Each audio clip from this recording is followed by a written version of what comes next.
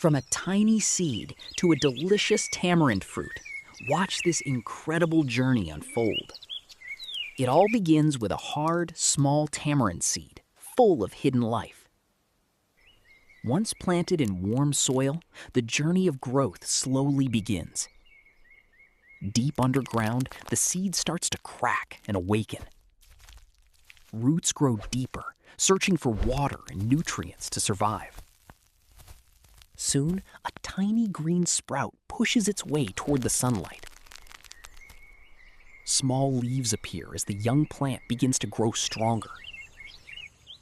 Day by day, the plant grows taller and healthier in the sunlight. It slowly becomes a young tree, forming branches and more leaves. Over the years, the tree grows tall, wide, and full of life. Now fully grown, the tamarind tree stands strong and beautiful. Small, delicate flowers bloom across the branches. Those flowers transform into small green tamarind pods. The pods slowly mature, turning brown as they ripen. Finally, the tamarind fruits are ready to be harvested and enjoyed.